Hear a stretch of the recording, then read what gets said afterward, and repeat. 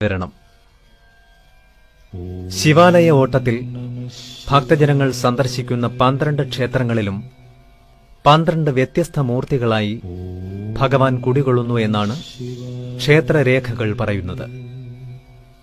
തിരുമലയിൽ ശൂലപാണി, തിക്കുറിശ്ശിയിൽ മഹാദേവൻ, തൃപ്പരപ്പിൽ ജടാധരൻ, തിരുനന്ദിക്കരയിൽ നന്ദികേശ്വരൻ, പൊന്മനയിൽ തിമ്പിലേശ്വരൻ, പന്നിപ്പാകത്തിൽ കിരാതമൂർത്തി, പത്മനാഭപുരത്തിൽ നീലകണ്ഠൻ, മേലാങ്കോട്ടിൽ കാലകാലൻ, തിരുവിടക്കോട്ടിൽ ജായപ്പൻ, തിരുവിതാംകൂട്ടിൽ പരശുപാണി, തൃപ്പന്നിയോട്ടിൽ ഭക്തവത്സലൻ, തിരുനട്ടാലത്തിൽ ശങ്കരനാരായണൻ എന്നിവയാണ് ശ്രീ പരമേശ്വരന്റെ വ്യത്യസ്ത മൂർത്തികൾ.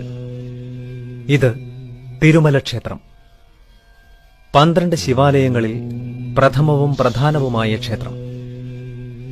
മാർത്താണ്ഡം തേങ്ങാപ്പട്ടണം റോഡിൽ മുഞ്ചിറയ്ക്കടുത്ത് ഏകദേശം 100 അടി ഉയരമുള്ള ശ്രീശൈലം എന്ന പാറയുടെ മുകളിലാണ് ക്ഷേത്രം സ്ഥിതി ചെയ്യുന്നത്. ക്ഷേത്രത്തിൽ നമസ്കാര മണ്ഡപമില്ല. ഇത് തെക്കുറിശ്ശി. തിരുവട്ടാറിനടുത്ത് താമ്രപർണി നദിയുടെ വലതുകരയിൽ കിഴക്ക് നോക്കി സ്ഥിതി ചെയ്യുന്ന ഈ ക്ഷേത്രത്തിൽ നന്ദിയില എന്ന പ്രത്യേകതയുണ്ട്. ഉത്സവകാലത്ത് കൊടിമരത്തിന് പകരം കമുക് മുറിച്ചു നാട്ടി കൊടിമരമായി ഉപയോഗിക്കുന്നു. ഇത് തൃപ്പരപ്പ്. കുലശേഖരത്തുനിന്നും 5 മൈൽ അകലെ കോതയാറിന് കിഴക്കായി പടിഞ്ഞാറ് നോക്കിയാണ് ക്ഷേത്രം സ്ഥിതി ചെയ്യുന്നത്.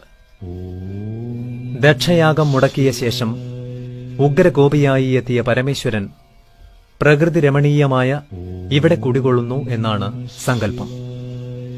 ഇത് തിരുനന്ദിക്കര. കുലശേഖരത്തുനിന്നും 2 മൈൽ അകലെ കേരളീയ ശൈലിയിലുള്ള ഈ ക്ഷേത്രത്തിൽ ജൈനമത അവശിഷ്ടങ്ങൾ കാണുന്നു. നന്ദി ചെറിയ കുഴിയിലാണ് ഉള്ളത്.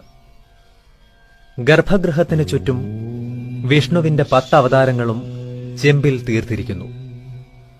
ഇത് ശിവക്ഷേത്രങ്ങളിൽ അപൂർവമായി കാണുന്നതാണ്.